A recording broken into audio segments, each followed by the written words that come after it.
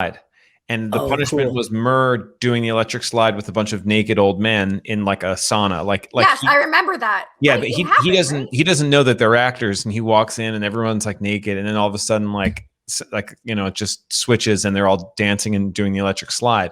I was told that like it would be very hard and very expensive to get the electric slide rights to use the music. So I was like, guys, don't worry about it. I'll make my own. And I made a version called the Magnetic Glide.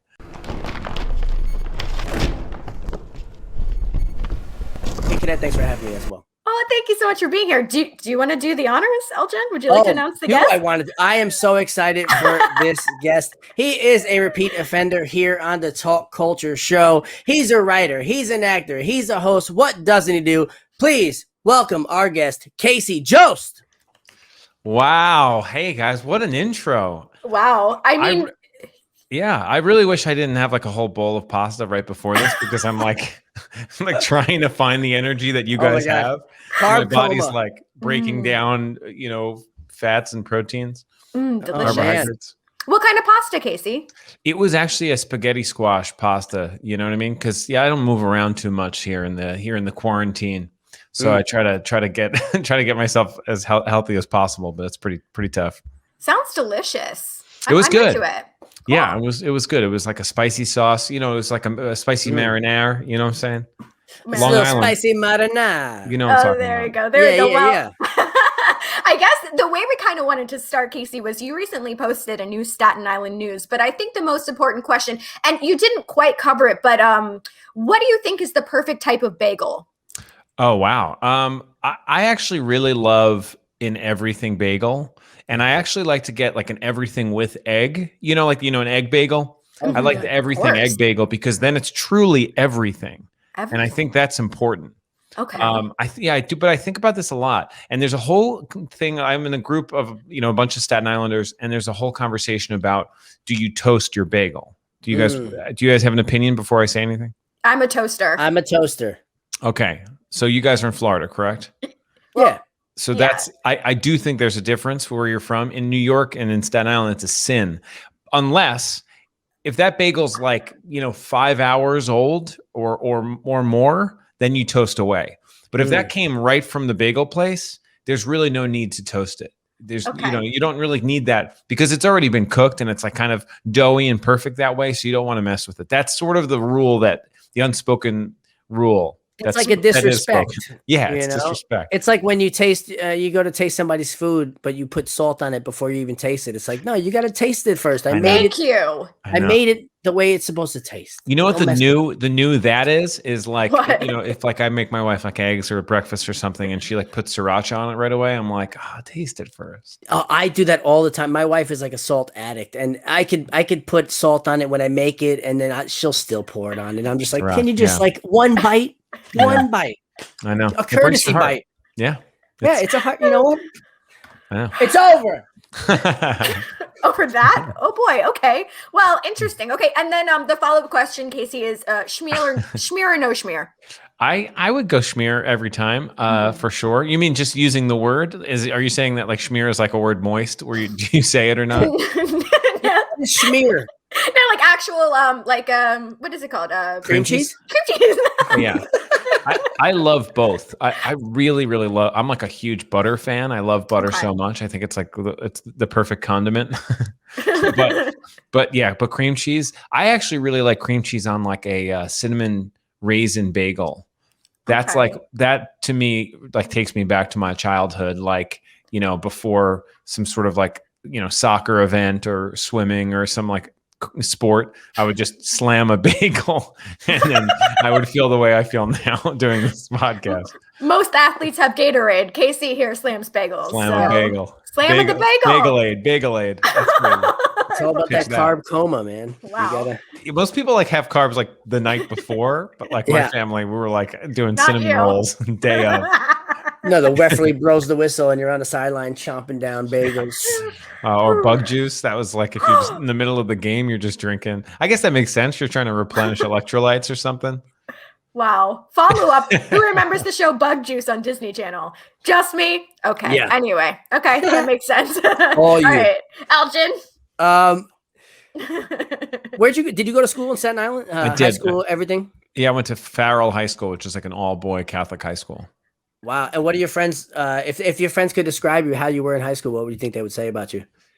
I have a shirt that like all my friends signed in high school. It's actually not in this. I'm pointing to this closet. It's not here, but I read it recently. It's at my parents' house, and I like went there and I read it, and it was so funny. Like all the things they were like, "Bro, I'm gonna see you on SNL one day," and like, wow, like, bro, like you'll be on Comedy Central. Like it was so, which made me feel good. But I think that was like my senior year, and that was some of my closest friends. But it's the people that weren't my friends. I'd like to know what they would say about me. That's the more important thing. Well, we actually have them coming on the show right now. Please welcome. No, I don't know who they are. All my bullies. His bullies. Yeah. So did you participate? Obviously, we know that you also do music, but did you participate in like a high school band or like a marching band? No, in some ways I wish I did. I didn't really take lessons. I took like a piano lesson when I was a kid, but then by the time I like cared about playing music again, I had lost all that knowledge. But I'm almost glad sometimes I didn't, because I think sometimes you burn out, when you're taking lessons, or if you're in like the marching band.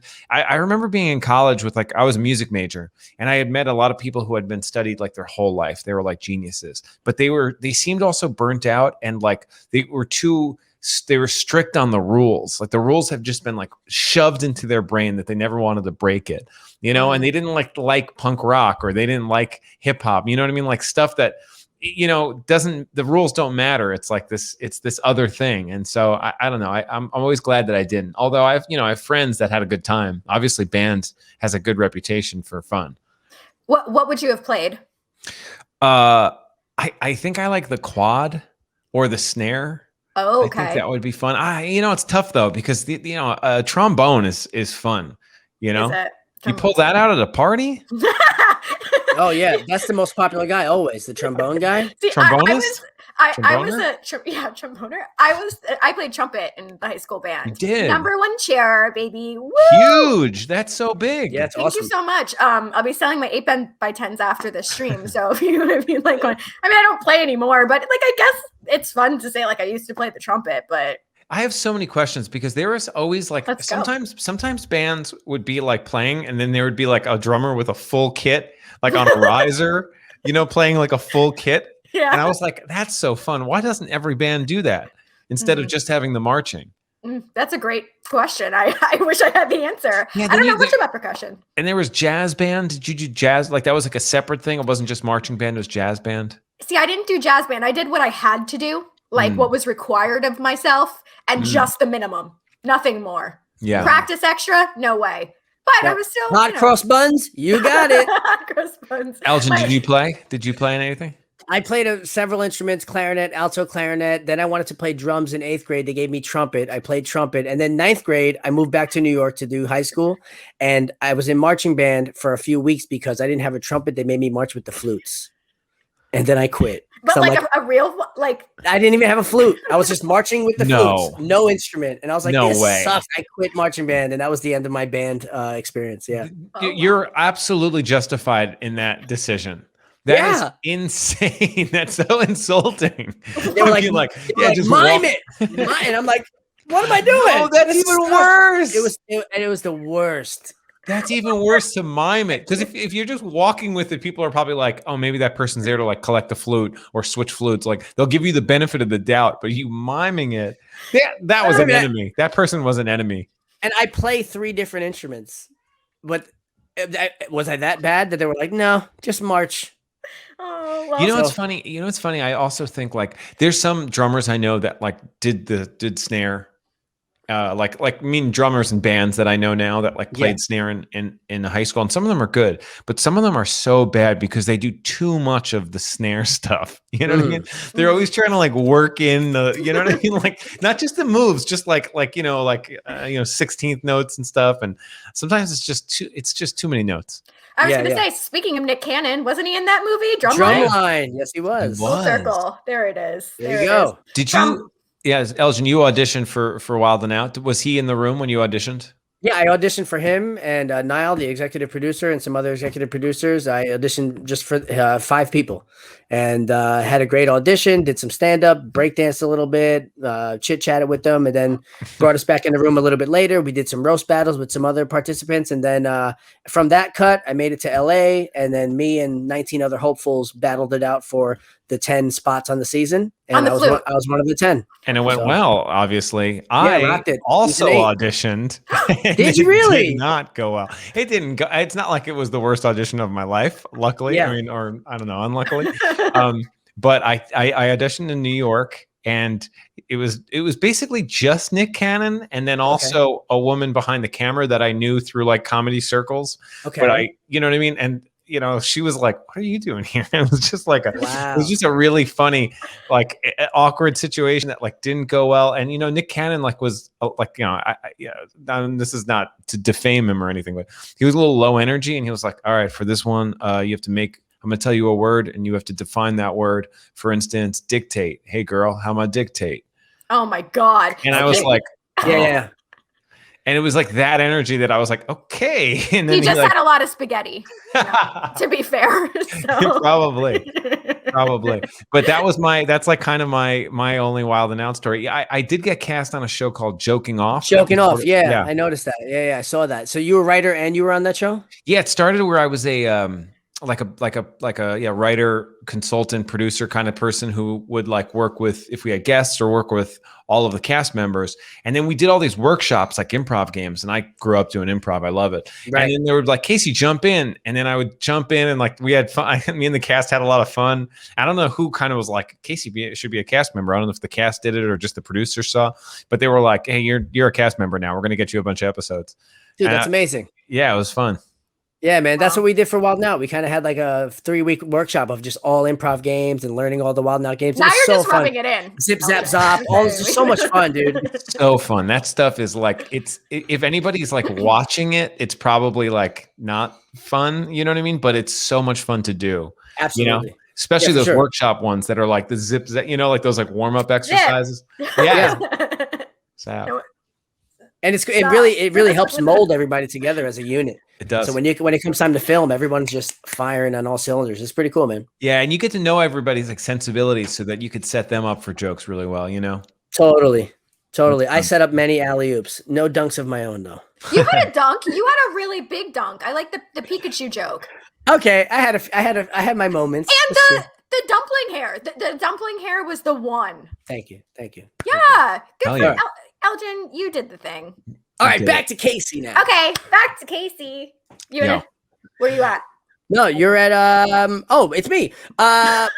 Bing bong boom. What is the most unique product thing that you've written a jingle or a song for? Oh, wow, that's interesting.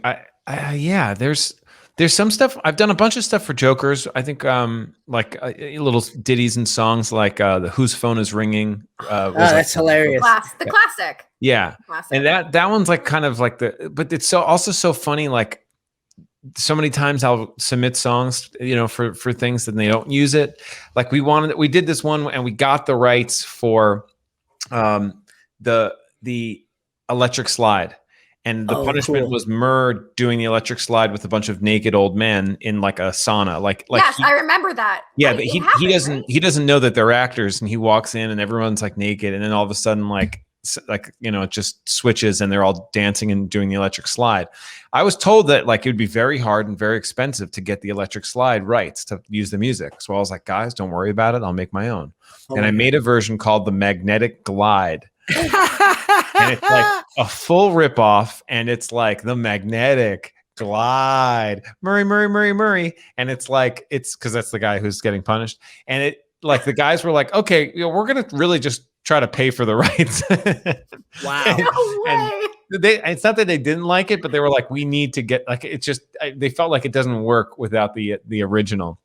And there was also an alt for that whose phone is ringing, whose line is almost said, because we're talking about improv. The whose phone is ringing, that was just like, it's like a beat, and it's like, it's the phone. It's like there's like a trap beat with like, it's the phone. It's like equally annoying, but maybe not enough. Actually, I think that's a Soulja Boy song. It's the phone. I'm pretty sure he has a song like that. He probably does. Yeah, he's got that. He's got the Kiss me through the phone. Yeah, kiss me through the phone. Yeah, There you go. Okay. I knew it sounded familiar. I gotta rip off somebody. When I make a song, I gotta rip off someone.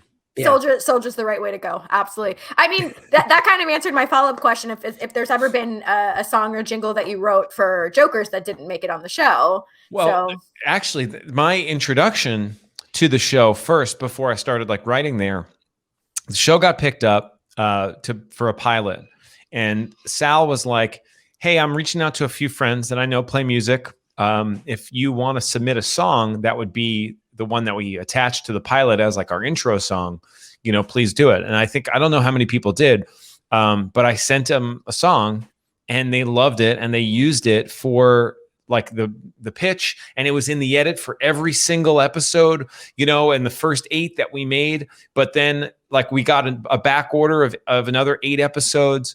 And then I think like True TV was like kind of figuring out like what the exact tone is, what the editing style is. And they were like, this song doesn't work. And they switched to the one everyone knows. It's like, da-na-na-na, like that. They switched to that. But mine was in there for like, it was for a long time. It wasn't like, yeah, we'll just switch it after the pilot.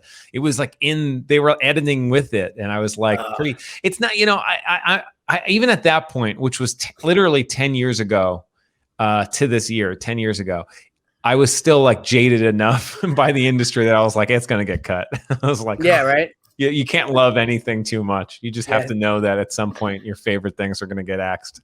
It's funny. Like Elgin and I, before we started this, I flew to New York. I guess it must have been 10 years ago. Also, I did a song with this girl named Trina, the baddest bitch. And Trina. So like, so we did a song together. We recorded it, and we went to go film a show called Styled by June, the elusive June Ambrose. June. Oh, you know June Ambrose. Oh my God, yes. So holy they flew me out there to do the show. I get styled by June with Trina. We go to do it. We film it. Best day of my life. Totally cut from the entire final thing. And we had a watch party. Yeah. Oh my God. And I was like, oh. That's funny. That's real. It happens all the time. Yeah, that's worth the anecdote right now, though. That is all of that. And that's so fun. So you're a Trina from, I think she was No Limit Records, I believe. I think Slip and Slide. Slip and Slide. But Trick Daddy. Her label, Trick Daddy. So that may have been a different one. But then June Ambrose is the stylist for Missy Elliott, Jay-Z, Kanye, like to the stars. I worked with her once on this weird show called The Fabulous. My wife and I worked on it. Yeah, of course. Yeah. And I was on E. I don't know why they got me, but I had a lot of fun. And June Ambrose was like the nicest person we had. So cool. Like, there were people there also that to help them like with like how they dress. And she was like, oh no, honey, it's okay. I got this. They changed me up a little bit, but they gave Trina like a mohawk, and like they were like, you're a rock star now. And Trina was like, I just say bad words. I don't know, but it was fun. It was a fun experience, but that's cool. I guess the moral is don't get too attached to things because they, you never know in this industry, but yeah. Okay. Yeah, I was just gonna say, like, I'm trying to think of like if there are any moments, or do you guys also like where you really fought for something? You know what I mean? Like an idea or something, like, like on Jokers, sometimes I'm at a point now, like 10 years in, where sometimes I'm like, no, guys, like, can we really please do this? Like, can we please do this idea? And I'd say 50-50. They'll be like, okay, we'll do it. And, but I don't know. Yeah. Have you guys ever? All the time, man. I mean, like, we're just talking about stuff we've been cut out of. I just did a movie. It was a film called Dr. Bird's Sad Advice for Poets, or something like that. It's on Amazon Prime. And Martin Scorsese, right? Is that no. But me and my buddy, we got to shoot like a little scene where we're playing. It's a show called Long Island Railroad, and it's like a reality spoof of like Jersey Shore and this and that.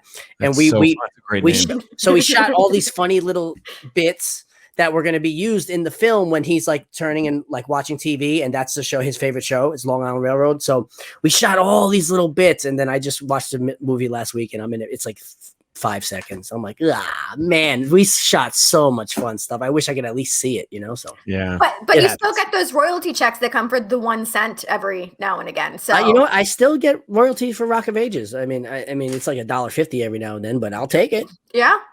It's so funny. It's very small things that I've done where I get royalties. They're always so funny. It's almost like disrespectful to my it's like disrespect to my bank account to like even put the $20. Yeah, right. I feel like it'll cost more money to process the check than to deposit it. Yeah, it's sometimes it's really fun. You're right. Like sometimes it's like $1.29 or something. It's like like in a commercial, like a clip of it was used, but like so they have to pay something, and they're like, yeah. He's such a small minor character. Like, all right, we'll just kick him 100 or 100 pennies or something. Aw. Oh man. Well, I guess this kind of just proves that if you want to be in the entertainment field, you have to love it. Yes. You gotta love what you're doing. True story. Elgin. Yeah. Do you think we should go to some of these random questions, or is there anything else in this first list that you want to know? Oh, well, personally, I want to know. Okay. Go ahead. I was in a dance crew for over like 10 years, a real breakdance crew who battled. Can we talk about your dance crew? Yeah, which one? The one on YouTube that I saw with you and Sal. Yeah. And tell me about that. Yeah, which one he says. Okay, there's multiple dance crews? No. Okay. No, this one, yeah, like the mid-evenings dance crew. So a friend of ours named Jay Miller, who's also a producer on Jokers, he did a show, like a live show with and we do taped bits, like, sketches and stuff for it. And this is sort of like the beginning of all of our careers in this way, because we were just like all collaborating on this show. And we just wanted to film like sort of this like kind of mockumentary about a dance crew. And what's funny is like we kept filming and being like, we'll see how it comes in the edit. Like we didn't really have that much of a plan for it. Right. And the ending sort of fell together. And I watched the whole thing like a couple of years ago, like all together, because we broke it up so that it could be in multiple episodes, multiple episodes. Right. But I watched it all together, and I texted the guy who edited it, and I was like, could you make this like one long movie? Because I think it works as like this mini mockumentary. Mm-hmm. And it's us dance. It's like it's the easiest dance. It's like the simplest, dumbest thing. It was like it's kind of like a parody of like a boy band. It was perfect, and you had to kick the 6th person out because boy band doesn't work with 6. It has to be 5. Yeah. Has to be. But that guy was the best one. He was doing aerials and flips and all this stuff. But I mean, obviously that adds to the comedy of it. Mm-hmm. But how did you guys end up in a kids recital? Who organized that? How did that come to be? So in the video, I think we show that like our teacher it's actually this teacher who teaches kids. And so I think Jay like knew her, or like somebody's older sister's daughters go to her. And then we just like found out who she was. We talked to her, like, can we film this? This is the idea. She like loved it. She was like on board. She like played it straight, and then got us into her own dance thing, because she was like, the parents won't care, they'll find it funny. And that's when we did it. It's a pretty funny, thinking back, it's pretty insane that we even got that location. It's at the St. George Theater in front of all these like kids and parents. Yeah, when I was watching it, dude, and like it was, the whole skit itself was funny, but then when you took it to like the real world scenario of being in a dance recital with kids and be like, in your face, we won, and all that stuff, that was hilarious. Oh, good job, guys. Yeah, I love like messing. Like if it's a situation where you get to mess with parents and kids, it's like so fun. Follow-up question from our buddy Chris. He wants to know about the short Real Magic Mike. Mm-hmm. Yeah. So that was, some friends of mine from UCB put that together, the Upright Citizens Brigade Theater. And that's a long time ago. Yeah. 9-10 years ago. It's about like a magician who is called Magic Mike. And it came like at the same time Magic Mike came out. That's hilarious. So and then it was funny. Like the sketch is sort of like, he keeps getting hired for these gigs and women are like, come on, take it off. And he's just trying to do actual magic. Okay, I'm going to Google that after. I want to see that. Oh my God. Oh, love it. Well, okay, Casey. So we have like a new segment. This is, I guess we'll just call it like random questions, because they're just random questions. And we're going to throw some up on the screen, and let's see what we got going on here. So the first random question we have is, is it okay to look in a tissue after you blow your nose? Absolutely. I think you need to know if it's yellow or clear. Mm-hmm. Okay. Because that might tell you what's going on. you know. Now, if you're in public, maybe don't. I'm talking about like when you wake up and you feel a little bit of, let me check that. My always thing is if it's like turning yellow, you might be getting a little bit of a cold. But if it's clear, you're in the clear. It's not, I haven't really thought that out yet, but it kind of sounds like I did. Yeah, that sounded very It makes sense to me. Yeah. All right. Here's the next one. Elgin. All right, here we go. Is Nicolas Cage actually a good actor? Very interesting. You know, I would say yes, because of, you know, I really think Nicolas Cage is how you edit him. And I think there are movies where he's like edited the right way. And he comes off good. And I think like if you have like a bad editor or it's like the script doesn't really work, don't blame Nicolas Cage, you know? Blame your script, blame your edit. So what would you consider a good Nicolas Cage film? What's it called? The Raising Arizona. Okay. Amazing. Yeah. Amazing. I actually think he's good in movies like Face Off. Like I think he gets the job done. Oh, yeah, so good. Yeah, we actually watched Wicker Man a few nights ago. Oh, classic. The bees. Yes. The bees. Ah! Yeah. I bet you like he thought that's what it needed. You know what I mean? Like I bet you the director, I blame the director too. I bet you the director was like, give me this. And he gave him that. And then it wasn't edited right, or they didn't have the right CGI. I was gonna say he probably didn't realize like the capabilities of how they were gonna make these bees. I don't know. I thought it was perfect. That to me is the best Nick Cage film, but you know. All right, here's the next one. What do you think would be the dumbest superhuman ability to have? That's interesting.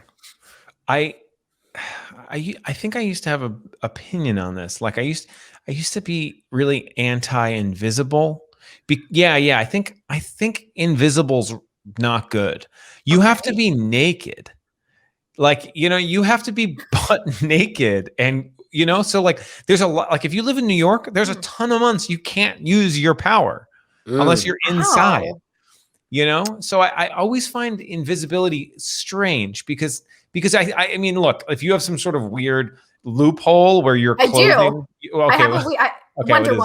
Wonder Woman has the ability to make everything around her invisible. Right. But does that not count? Is that different? Well, she's not invisible. I guess the thing that is covering her is that makes her invisible. But then you got to fit a plane into places. You know what I mean?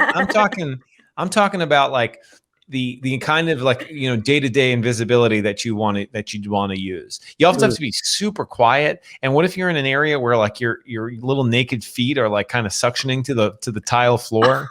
You know? Wow. I've never thought about this much. Yeah. It makes so much sense what you're saying. You have very valid points for not wanting to be invisible. Wow, I never thought of it that way before. On paper, everyone's like, yeah, flight, you know, freezing time, invisibility. But invisibility, you know, it's got some caveats. Especially now during this storm in New York. Bad timing. Oh, yeah. Wow. Yeah, and then if you walk in water, you might see footsteps or snow. You'll see that, and then you're barefoot in snow. A lot of issues there, guys. A lot of issues. Too many. Yeah. All right. Okay. Next one, Elgin. All right. If you were arrested with no explanation, what would your friends and family assume you had done? It's a good question. I think at this point in my life, I'm pretty tame. They would probably assume, I don't know, maybe like a hit and run. That's dark. I know. To be a person. I'm just like racking my, like, you know, like I think my family and friends think I'm like a really bad driver because I think I'm not a great driver, and I was a worse driver at a younger age. Like I gotten like a few like speeding tickets and stuff, and when I was in high school, this thing kept happening when I was with my friends that I would like very slowly but like hit the back of like the car in front of me, like in moderate traffic. So I wasn't going too fast. And it would always be that thing where like I'd get out and the person would get out, there'd be no damage. And the guy would be like, fuck you. But like, he doesn't know what to say. There's no damage. We don't exchange information. And we both get in the car. That happened so many times. My friends were like, what is wrong with you? Like, how can this happen so much? See, that's probably the worst superhuman ability if we have to pick over invisibility. Okay.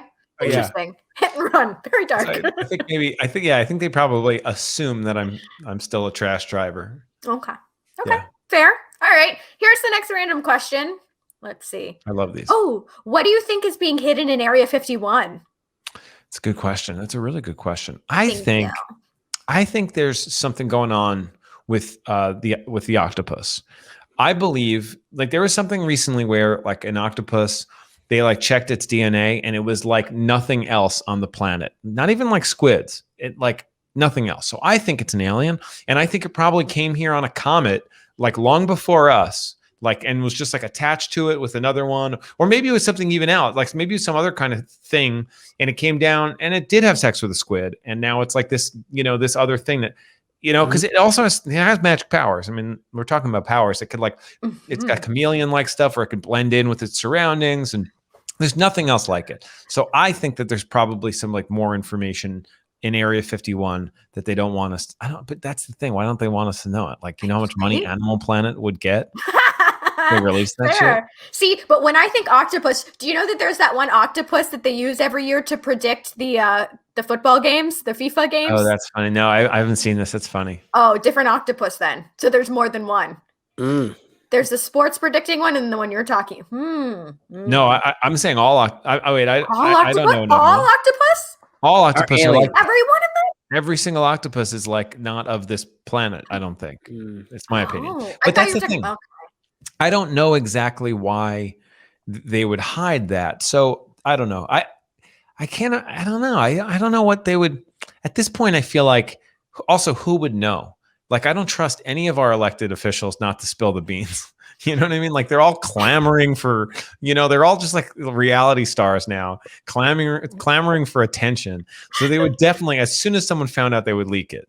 Do you remember when they tried to Naruto run into the and they would have got machine gunned down. Yeah. People did get arrested, but I don't think that they made it. Well, no, far. but I mean, they did like a missile test or whatever, and the machine guns from Area 51 like shot it down with like 1 million shots. So like they said that they put the video up, like, oh, you want to run over here? Okay, here's what we can do. And they were like, nope, I'm gonna go back home. Thank you. I think Area 51 is a decoy, and we should be looking into Area 52. Oh, that's what I'm talking.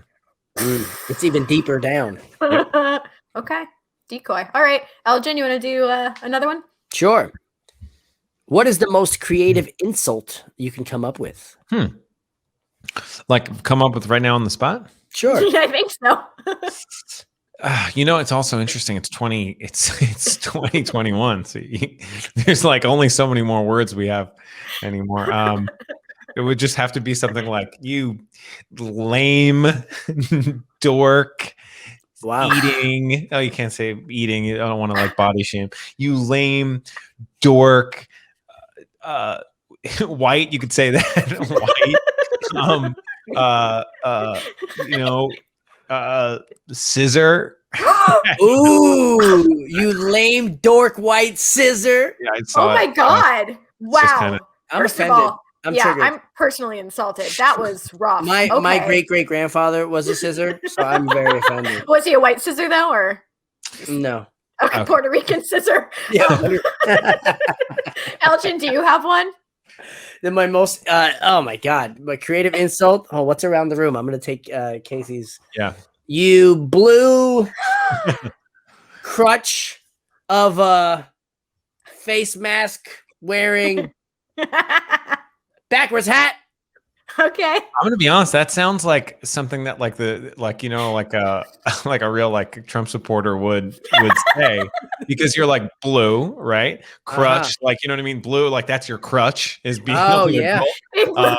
Right. What was the other thing of blue crutch of a face mask wearing? Right. They're anti-mask, maybe backwards hat. Backwards hat. You're turning around the Trump hat. That is so 2021. Love it. Kid Cadet, your turn. Nope, Kid Cadet's not good at on the spot stuff. You aggro crag. Yeah, you wish that you could be on Guts and run the aggro crag and make it to the top, but you could never. Only me. That's pretty good. Only me. And it's not even a real. That's okay. All right. No, is that the one they gave you?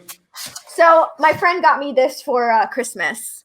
Oh, that's nice. So I didn't technically get it. Pretty cool gift. Yeah, it is. All right. Let's do one more of these and then we'll go into the next game. Yeah. Oh, if you had a sandwich named after you, what would be on it? Oh, that's such a good question. Wow. Oh boy. Schmear. Okay. Schmear. Hollowed out for sure.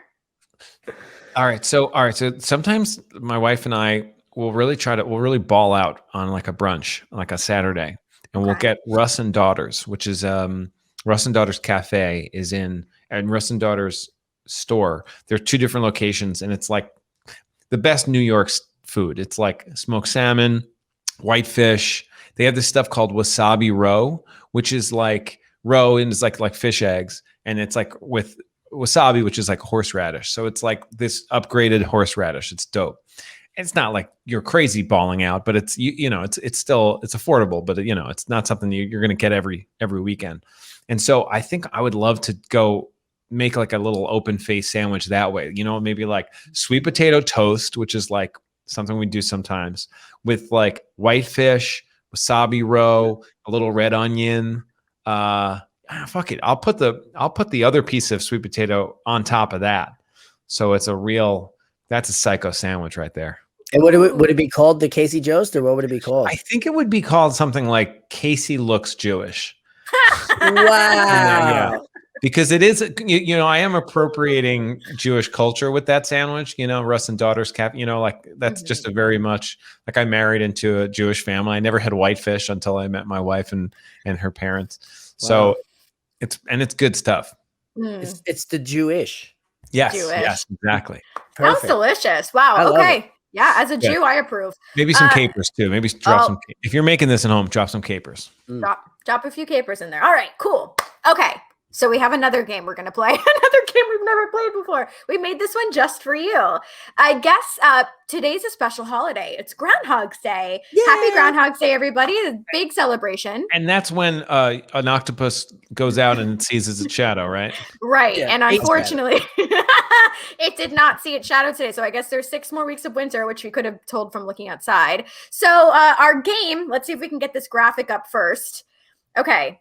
This is a game of Murray or Murray, where we have placed Murr's face on Bill Murray characters, and you're going to have to tell us which film this actually is. Hell yeah. So great. I guess this one's a little easy. Yep. Any? Ghostbusters. No, Groundhog Day. Groundhog Day, of course. We figured that was fitting for the first one. All right. Let's go to number 2. Here we go. Ghostbusters 1. That's correct. We figured we're like, this one might throw him a little bit. No, Mur looks good with hair. It does. That's actually what his hair. That's actually what his hair looked like when the show, like a year or 2 before the show started. He had like this sort of duck like mane. Nice, very beautiful. Or kind of what it looked like when he was wearing Q's hair a little bit. Yeah, oh, beautiful, beautiful. I love him with Q's hair. Oh, all right. Here's the next one. All right.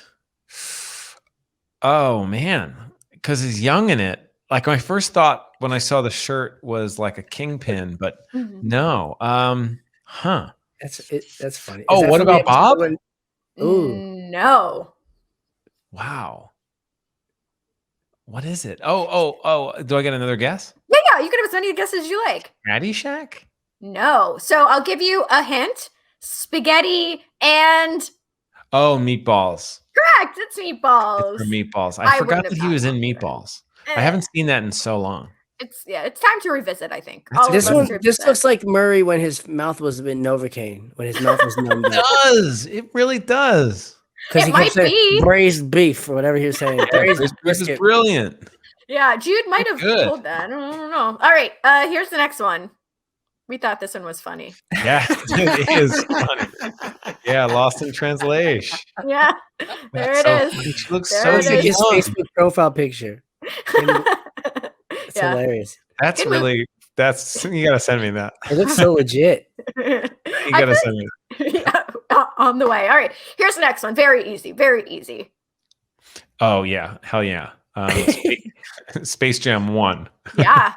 I'm excited for this next one. I know. I mean, I thought it was supposed to come out by now. I mean, everything's getting pushed. Now, we don't even have the new James Bond till like 2033 now. I mean, they're just really... I can't wait to see that with Rami Malek as the villain. Oh, man. That's going to be great. Yeah, that'll be fun. But Space Jam 2, it has a lot to live up to, so we'll see. Wait, what's Rami Malek going to be the villain? The new Bond film. Oh, cool. Yeah, so I'm looking forward to seeing him in that role. That should be dope. Haha. All right, here's the next one. Yep. Life Aquatic. That's great. That really worked. That's a good look for him. You should pitch it, for the next season. There it is. Good. All right, here's the next one. This might be a little hard. Never been so happy to see Murray.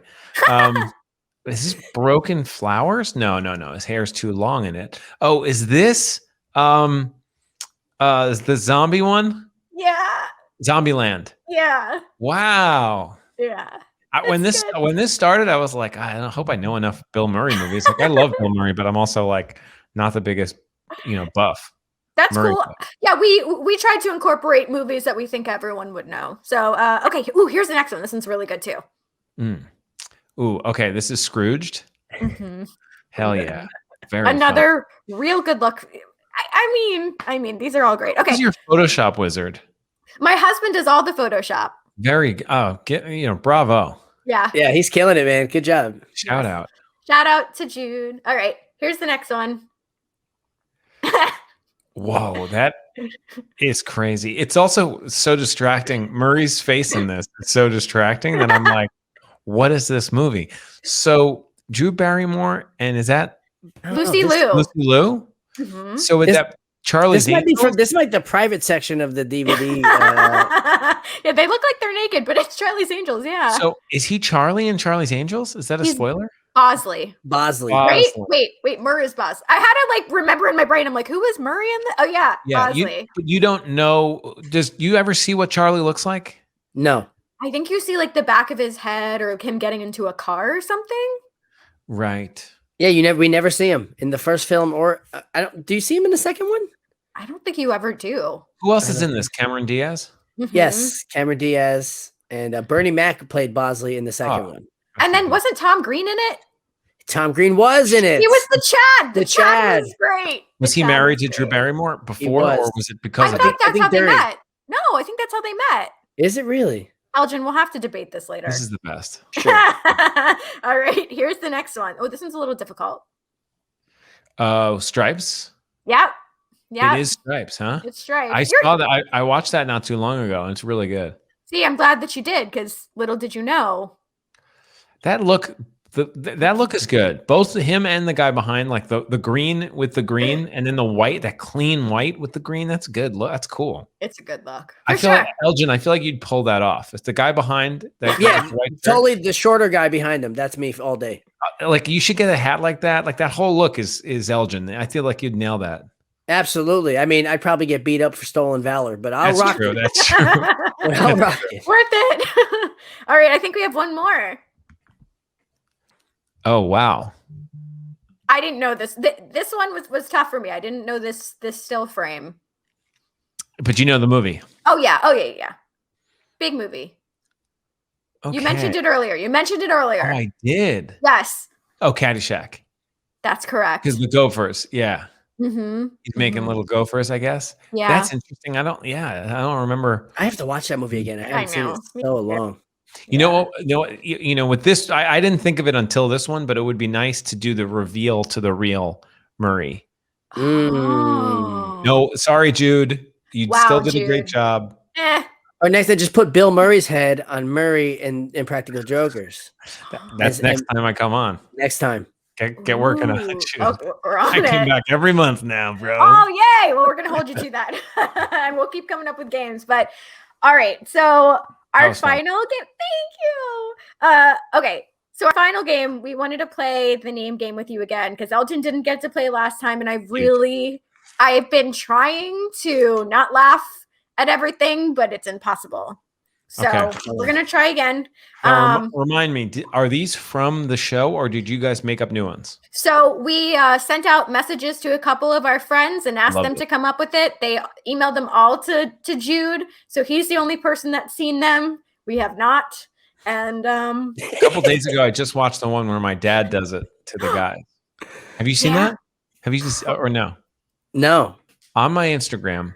So it was they filmed it the same day we did one of those challenges where all four guys are on the floor together and they have to try to make each other laugh, and then whoever laughs the least. So it was the same day as we did one of those. my mom and dad just came to set. They were like in the neighborhood. We were filming in the city because, they're Staten Island's not too far. And they were like, it was downtown. They had to do something. And so I was like, yeah, come to set. They don't come to set that often. And they like love to see my dad because he's just like very straight laced and stuff. And they were like, Sal was like, what if we throw your dad in and we do Cranjus and we make him read names and the four of us are on the floor and we can't laugh.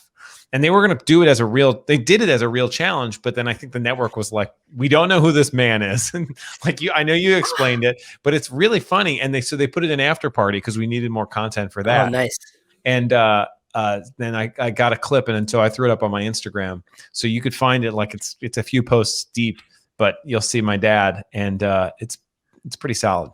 How did he do? He did really well. So he didn't have to laugh.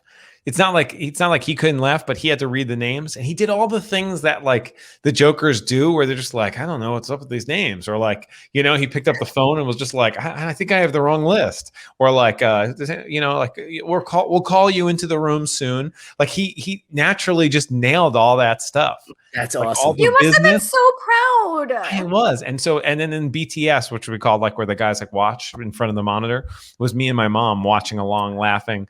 And there's a few times my dad like did make little mistakes and we got to zing him on it. It was fun. I love that so much. Oh, well, yeah, so she involves her dad like in everything she does. So I could see how that touches her heart and that you're gonna love it. Yeah. I can't. I want to see it. Yeah, for sure. After this, yeah. I'll email it to you. Okay. Yay. All right. So do you want to go first, Casey? Why don't we have Elgin go first? Okay, Unless Elgin. too much pressure on you, buddy. No, he doesn't care. He can. No, I've been looking forward to this. Oh, perfect. Go ahead. Go look. Okay, here we go. All right. And it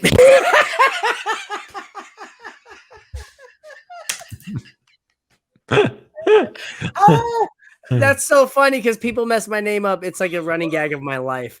Eglin Dervid. Is there an Eglin Dervid? No. What about an Egon Delvin? That's No? a good one. Elton? Elvis? Egg McMuffin? All right. Wow. What is Elgin? Is it Elgin is just a dad. My dad was drinking gin when he gave me that name. I don't know what it. I don't know. like a Mexican gin. Elgin. It's better than El Vodka. No, I don't know what it is. It's actually my dad was a jeweler. He named me after the Elgin watch. Wow. So that's I think that's how I got my name. I don't know. Great. That's a story that my mom sold me. I don't know. It's probably a very you're probably a very easily Googled person. Yeah, There's Google no other Elgin David. Elgin David's coming up, right? No, there's a few different Elgins. Elgin Baylor was a basketball player. Yeah. Elgin Charles is a stylist or something. And then there's me. You probably get a little bit of did you mean Belgian David? Yeah.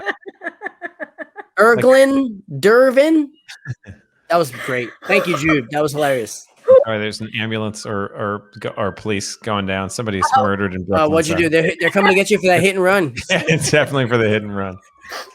Sorry about that. No, it's okay. Should I get a name like as it goes? Can you hear it? Yeah, we can hear it. Okay. Give me a name. Close your eyes. We have an emergency. Macaulay Blumpkin. That's great. That's great. It's also an emergency. We have an emergency. Macaulay Blumpkin, report to the bathroom. Oh my God, that's great. I'm always such like sometimes I don't laugh because I'm just so amazed by the name. I'm like a connoisseur. I'm like a like when you see a good one, you're like, that hits different. Yeah. Macaulay Blumpkin. Ooh, okay. Wow. Go for it. Hold on, let me laugh now. Okay. Is there a Bobson dog nut? Bobson dog nut? Is there a Bobson dog nut? Oh, Bobson dog nut. Dog nut. I love these. Don't name your kid Bobson, anyone out there, please. Especially if his last name is Dog Nut. If we ever do on Jokers, if we ever do like a submit, submit your Cranjus names, I'm going to specifically target your friends. Oh, as you should. You should. They're good. They're very good. All right. Egg McMuffin. Here we Close go. your eyes. All right. Great. Okay. Here we go. Okay. All right. Is there a Jeff? Is there a Jeff Boyardee? Is there a Jeff Boyardee? No, there's no Jeff Boyardee. Sorry, guys. No Jeff. Huge. We have a director on the show, or like camera guy director named Jeff Sellis, and often we call him Chef Jealous. So that reminds me of that. Oh, Chef Jealous. Chef Jealous. Okay, here's your next one, Casey. Here we go. All right. Could I please have Bicky Fullsword? Full sword. Come tonight. Come tonight. Come to the room. Bicky Fullsword tonight. I almost said Fullsword, and then as I was saying, I was like, "Oh, it's got to be Fullsword." Ah, all right. Bicky. Good old Bicky. Okay. Here we go. Okay, go for it. Okay, I'm looking for. That's not appropriate. A Bishop Curly Taint? Is there a Bishop Curly Taint? Go to the phone. Curly Taint. Smart. Wow, that's hot. That's a good one. Is that appropriate? This is the wrong list, Larry. All right, let's do one more. We can do these. Here we go. Elgin, close your eyes. Oh, it's me. Okay, ready? Okay, I'm not gonna laugh this one. I promise. Here we go. Albino. Is there an albino? No. Wow. Albino. I almost said albino. I know. Yeah. Sometimes. Yeah. Yeah. That wasn't bad. Okay. All right, Casey. Okay. Here's your next one. All right. All right. Coming up next, Dick Wolf, executive producer. Great usage of a little extra, right? Like like throwing in like a doctor at the front or like a LLC at the back. Executive producer, I like. Very good. Very good. Executive producer. Okay. Here we go. Last one. Okay, go. She's done. She's done. I'm telling you now. She's over. Done. It's over.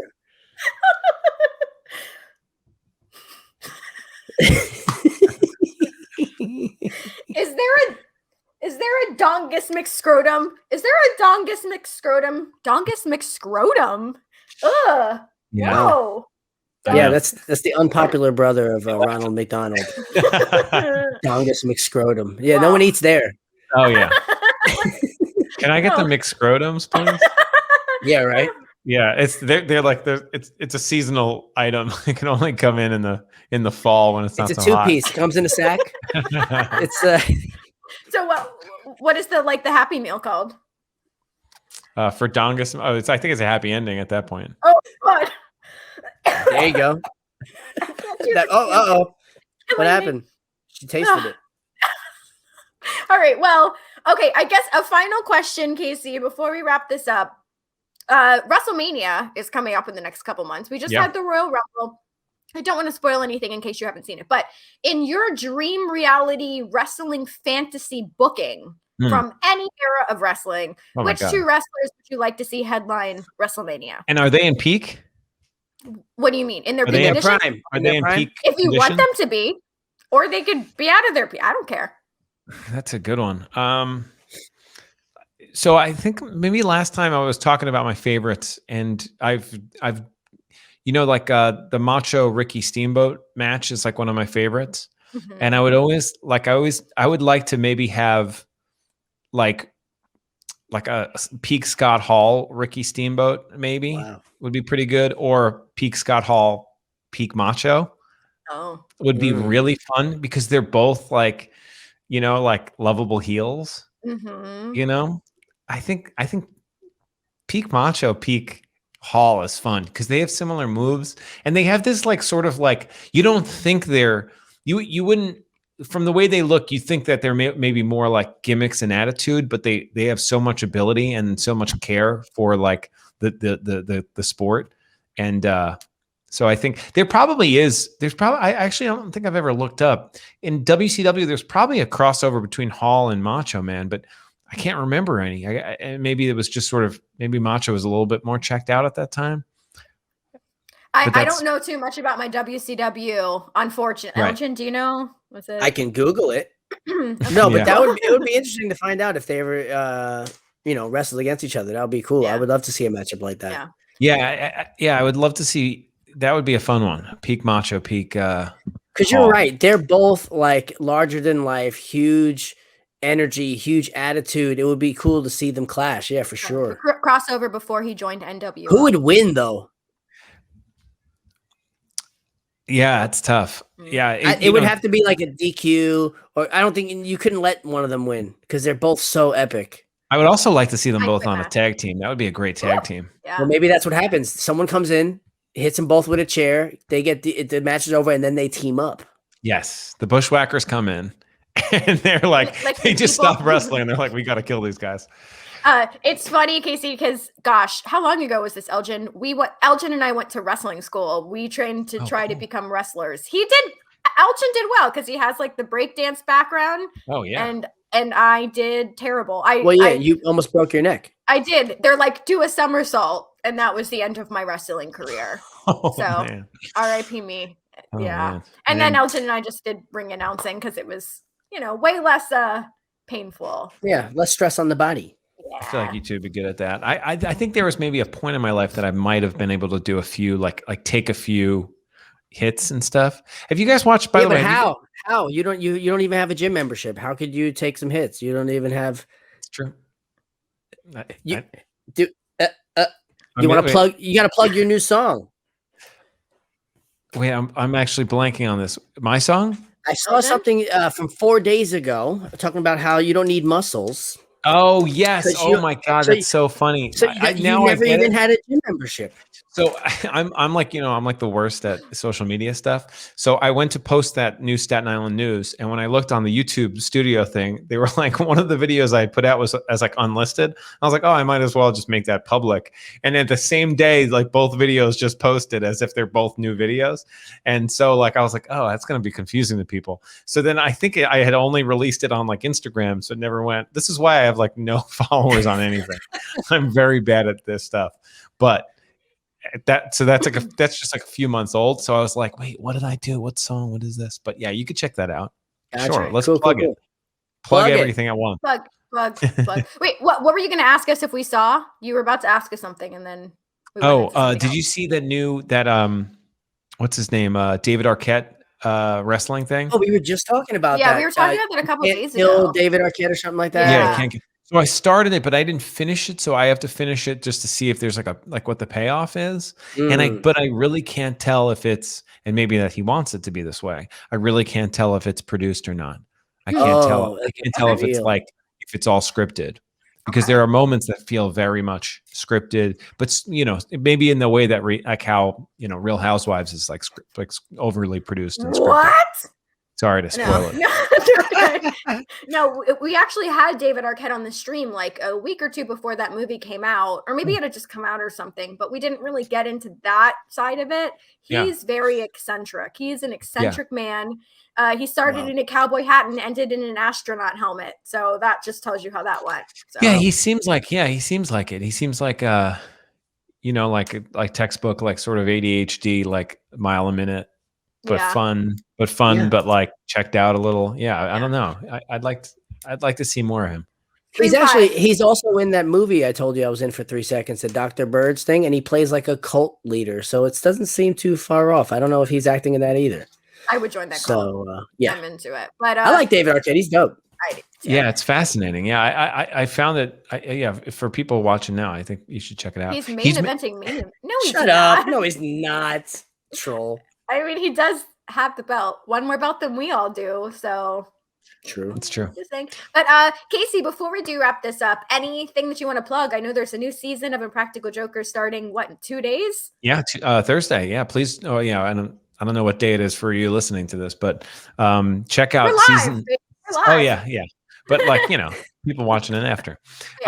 Season 9 of Impractical Jokers, which is really crazy, especially since half of the season was shot in COVID, so we had filmed a bunch of episodes, and then so we're now finishing like the back half of the season. We're like still writing and producing and filming the back half of the season 9, and so that's pretty much all COVID until everything opens up fully. So it's just probably the most fascinating season in that way, and I think it's still great. I think it really holds up.